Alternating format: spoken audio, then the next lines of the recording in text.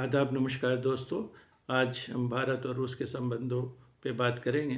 जैसा कि आप जानते हैं कि रूस के राष्ट्रपति पुतिन जो है भारत के 2 दिवसीय दौरे पे कल दिल्ली पहुँचे और आज दिन भर दोनों देशों के डेलीगेशन के बीच बातचीत हुई और कई मुद्दों पे जो है समझौते भी हुए, सहमति भी हुई।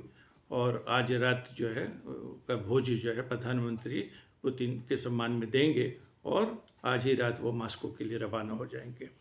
तो दिन भर काफ़ी गहमा-गहमी रही और मतलब बहुत सारे महत्वपूर्ण विषयों पे बातचीत हुई। और जैसा आप जानते हैं कि सोवियत संघ के ज़माने से जो है और भारत के रिश्ते बहुत मधुर रहे हैं।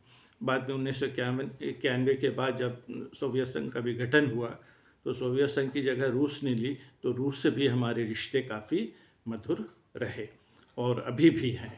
बीच में थोड़ा उतार चढ़ाव 1991 के बाद जब जो है सोवियत संघ का विघटन हुआ और भारत ने भी जो है एक लिबरलाइजेशन की पॉलिसी अपनाई। तो लिबरलाइजेशन की पॉलिसी अपनाई तो उसको वेस्ट की ज़रूरत पड़ी, अमेरिका और जो है यूरोपियन यूनियन की, क्योंकि भारत में जो है मार्केट ओपन की, बाज़ार ओपन किया, तो यहाँ पे इन्वेस्टमेंट की ज़रूरत हुई। तो जाहिर सी बात है कि बहुत सारी अमेरिकन और यूरोपियन यूनियन की कंपनियाँ जो है और जापान, कोरिया वगैरह की भी तमाम कंपनियाँ जो है भारत में आई निवेश करने के लिए। तो इस तरीके से जो है भारत के रिश्ते थोड़ा अमेरिका के भी करीब हुए। और चूँकि अमेरिका एक सुपर पावर तो है ही है और सोवियत संघ के विघटन के बाद अब तो एक ही सुपर पावर दुनिया में रह गया है, वो है यूनाइटेड स्टेट ऑफ अमेरिका। और आर्थिक और सैनिक दृष्टि से भी ये दुनिया का सबसे ताकतवर देश है। वो आप देखेंगे कि जो है यूनाइटेड स्टेट की जो है पर कैपिटा इनकम लगभग 89,000 है और 30 ट्रिलियन की इकनॉमी है। और इधर आप देखेंगे कि लगभग 14,000 पर कैपिटा इनकम जो है चीन की है और इसकी भी 19 ट्रिलियन इकनॉमी है।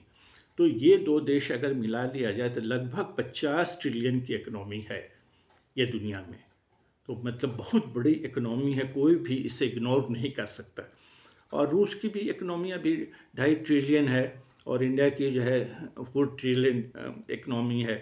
वहाँ की जो है रूस की पर कैपिटा इनकम जो है वो लगभग 18,000 है और भारत की पर कैपिटा इनकम चूँकि जनसंख्या ज़्यादा है तो इसलिए जो है अभी 2800 जो है वो हमारे देश की पर कैपिटा इनकम है। लेकिन मेन बात ये है कि जो आज की अंतर्राष्ट्रीय राजनीति है उस राजनीति में जो भारत का भी कद बढ़ा है, लेकिन थोड़े से अंतर्राष्ट्रीय लेवल पे जो रिश्ते की बात देखा जाए, ख़ास के जो है यूक्रेन और मतलब रूस के बीच जो युद्ध चल रहा है 3.5 साल से और उसका कोई समाधान नहीं दिख रहा है और जिसकी वजह से जो है अमेरिका ने जो है सोवियत संघ पे जो है कई पाबंदियां लगाई हुई, कई तरह के सैंक्शन लगे हुए हैं और वहाँ की कंपनियों पे भी जो है वो कई कंपनियों पे सैंक्शन लगा दिया है। तो जिससे भारत पे एक ये दबाव है कि आप रूस से जो है किसी प्रकार का आप व्यापार ना करें, क्योंकि जो है रूस के पास दो चीज़ें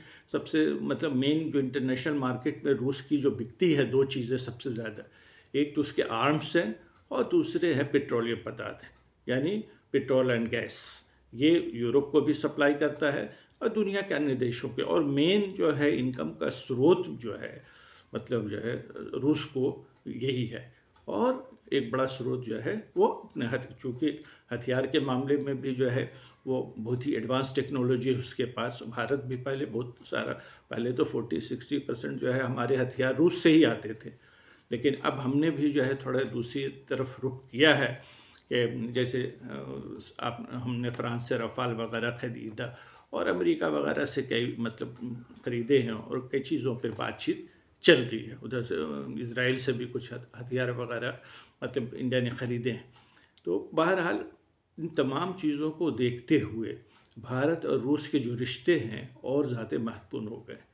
भारत के साथ ये है कि भाई उस रूस जो है उसका पुराना मित्र है, उसको बिल्कुल छोड़ भी नहीं सकता और उसके पुराने रिश्ते हैं। उसने बुरे वक्त में जो है कई अंतर्राष्ट्रीय मतलब राजनीति में कई बार ऐसे समय आए जिसमें मतलब भारत को कुछ कठिनाइयों का सामना करना पड़ा, तो वैसे समय में रूस ही भारत के साथ खड़ा रहा। पहले सोवियत यूनियन खड़ा रहता था और बाद में रूस हमेशा भारत के साथ खड़ा रहा। तो इसलिए भारत ये भी चाहता है कि उसके अमेरिका या यूरोप से जो है रिश्ते बने और ख़राब ना हो, लेकिन साथ में ये भी चाहता है कि रूस से बिल्कुल रिश्ते ख़त्म नहीं कर सकता। तो बहरहाल जो रूस के राष्ट्रपति आए तो वो कई महत्वपूर्ण मुद्दों पे बातचीत की। तो उनमें जो चंद कई महत्वपूर्ण मुद्दे रहे हैं कि ट्रेड और इकोनॉमी पे, हालांकि फ्री ट्रेड की बातचीत भी चली कि रूस और भारत के बीच में फ्री ट्रेड एग्रीमेंट हो। तभी इसमें शुरुआती बातचीत चली है, लेकिन इस पर कोई एग्रीमेंट नहीं हो सका। बाकी एनर्जी में पार्टनरशिप वगैरह चली कि एलएनजी या पीएनजी जो है, क्योंकि बहुत बड़ा सप्लायर है रूस, तो उससे जो है भारत को जो है काफ़ी फ़ायदा हो सकता है कि इस पर भी समझौते हुए। उसके अलावा ट्रांसपोर्ट और कनेक्टिविटी की के लेके भी जो है कई खास के समुद्री इलाकों में कई जगह जो इसके जो है इसके संबंधों पे बात हुई। उसके सिविल न्यूक्लियर एनर्जी कॉपरेशन जो है, तो सिविल न्यूक्लियर कॉपरेशन तो वैसे पहले से भी सोवियत संघ से के समय से लेके बाद में रूस और भारत के बीच में रहे हैं इससे संबंध। और कई ऐसे न्यूक्लियर रिएक्टर हैं जो रूस के सहयोग से भारत में लगाए गए हैं। और इसमें जो है, और भारत ने कहा कि इसमें और भी मतलब मजबूत किया जाएगा और भी रिश्तों को। उसके बाद मिलिट्री जैसे हमने कहा कि मतलब भारत बहुत बड़ा जो है मतलब परचेज़र रहा है रशियन आर्म्स का। और वो मतलब जब पहले तो आप देखिएगा MiG-29 वगैरह जो जितने भी जो है जेट हमारे पुराने हैं वो सब सोवियत संघ के ही हैं। और उसके अलावा भी मतलब जो है और टेक्नोलॉजी वगैरह का ट्रांसफ़र, ऐसा कहा जाता है कि कई जगह ब्रह्मोस वगैरह में भी जो है रूस ने मदद की है। तो इस तरीके से जो है रूस जो है टेक्नोलॉजी ट्रांसफ़र की भी बात मतलब उसने की है। और उस पर बातचीत हुई कि मिलिट्री जो कोऑपरेशन है इसको और बढ़ाया जाएगा, और मिलिट्री टेक्नोलॉजी को भी जो है मतलब आर्म्स के साथ साथ जो है टेक्नोलॉजी ट्रांसफ़र पे भी बातचीत की जाएगी। तो ये एक अच्छा मतलब जो है साइंस और टेक्नोलॉजी में, साइंस टेक्नोलॉजी मतलब जो है जाहिर सी बात है साइंस के क्षेत्र में रूस काफ़ी आगे है, और इसमें जो है भारत और रूस के बीच में सहयोग बढ़ सकता है। एक जो महत्वपूर्ण चीज़ें जो रही हैं कि स्पेस का जो है मतलब उसको और बेहतर बनाया जाएगा, स्पेस प्रोग्राम को भारत और रूस के। हालांकि जो है भारत ने इस क्षेत्र में बहुत विकास किया है, चंद्रयान जो है को सफलतापूर्वक जो है उसमें स्पेस में भेजा। लेकिन ये बात आपको शायद पता होगी कि भारत के पहले एस्ट्रोनॉट जो हैं वो स्पेस में भेजने वाला वो सोवियत संघ ही था। 1984 में 3 अप्रैल 1984 में जो है राकेश शर्मा जो भारत के पहले एस्ट्रोनॉट थे स्पेस में जाने वाले, वो जो है रशिया सैटेलाइट के ही ज़रिए जो है वो स्पेस में भेजे गए। तो स्पेस से हमारा रिश्ता बहुत पुराना है।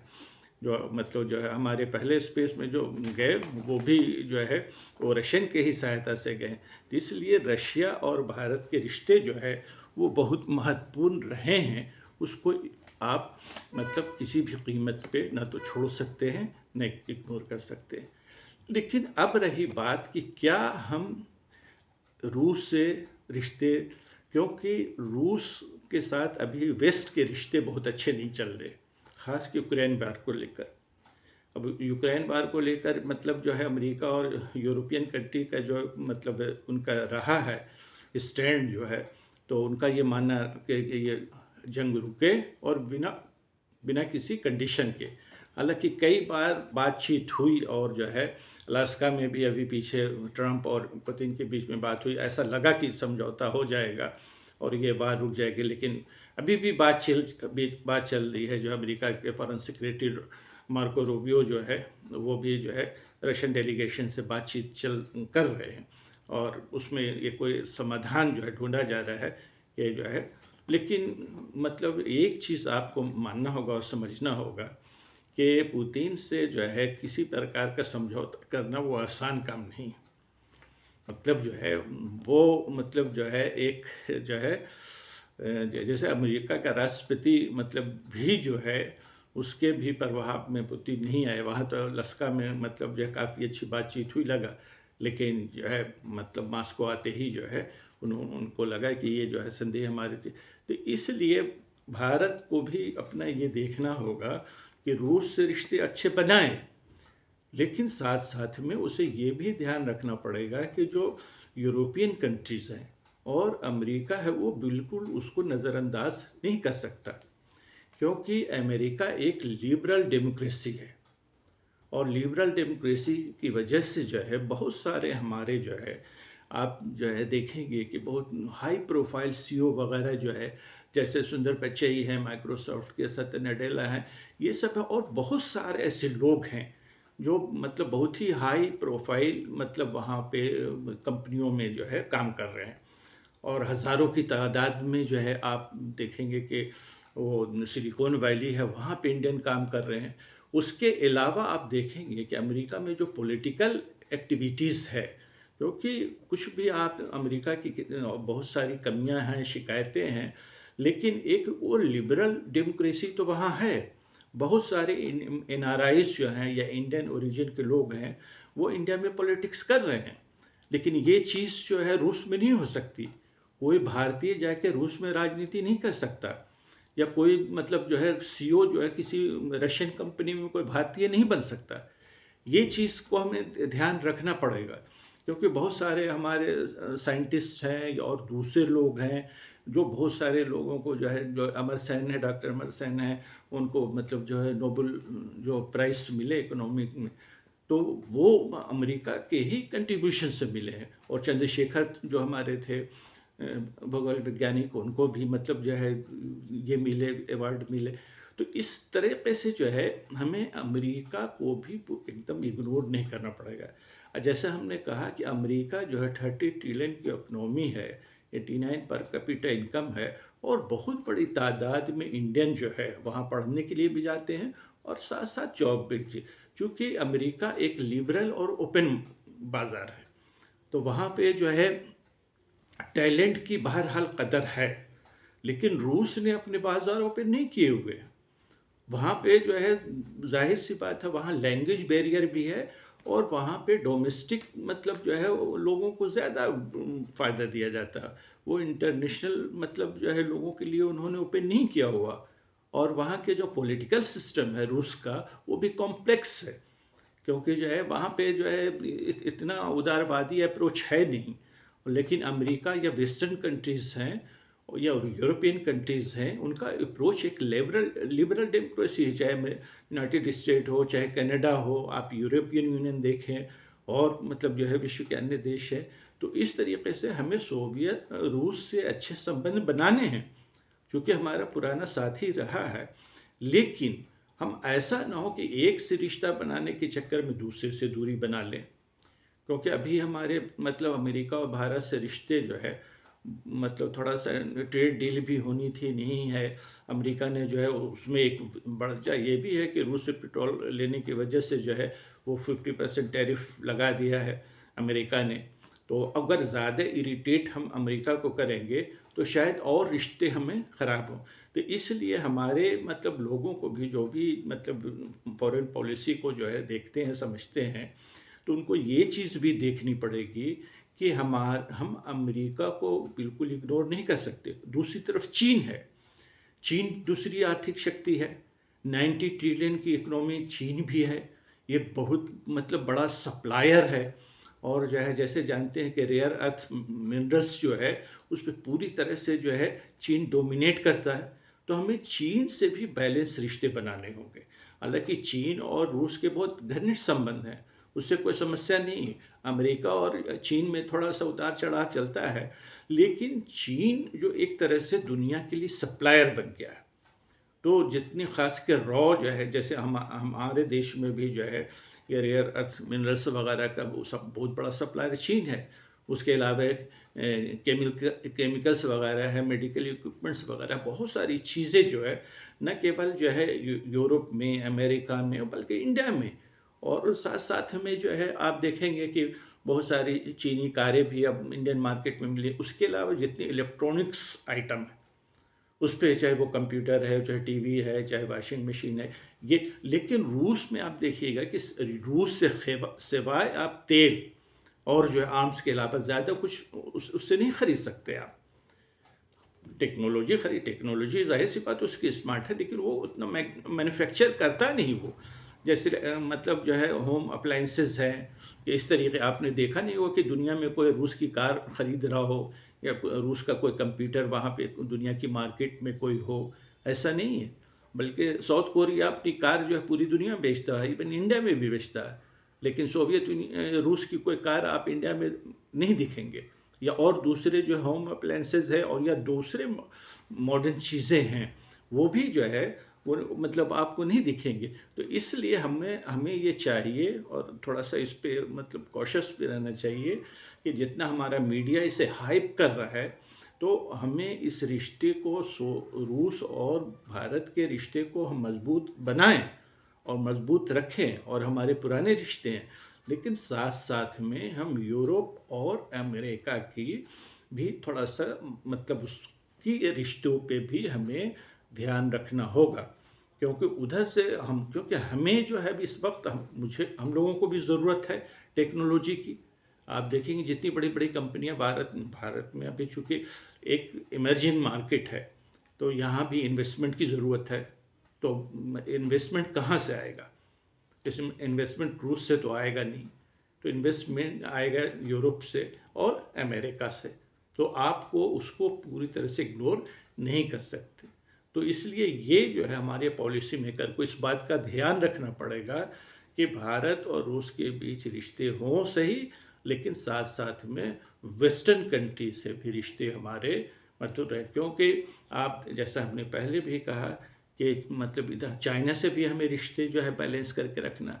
हालांकि कुछ मतलब मुद्दे हैं चीन से भारत के, लेकिन चीन जैसा हमने कहा कि इस वक्त वो जो है वो मतलब गेन की ही मतलब में है वो, और मतलब जिस तरीके से पूरी दुनिया के लिए एक सप्लायर बन गया है, तो कोई भी चीन को इग्नोर नहीं कर। और एक इकनॉमी, बड़ी इकनॉमी है, दूसरी दुनिया क्या थी, तो आप चीन की 30 करोड़ उन्नति यानी लगभग 50 करोड़ ट्रिलियन की इकनॉमी को जो है आप छोड़ के आप 2.5 करोड़ की इकनॉमी के पीछे नहीं जा सकते।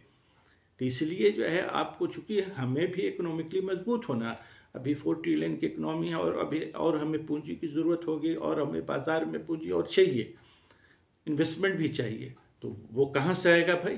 तो वो वेस्ट से आएगा। तो इसलिए हमारे पॉलिसी मेकर को इस पर ध्यान देना चाहिए, और हमारे रिश्ते रूस से अच्छे रहे हैं और अच्छे होने चाहिए, और वह हमारा पुराना साथी रहा है, और जिसे हम कहते हैं कि हमारे सारे दुख सुख का साथी रहा है, उससे रिश्ते अच्छे रहे।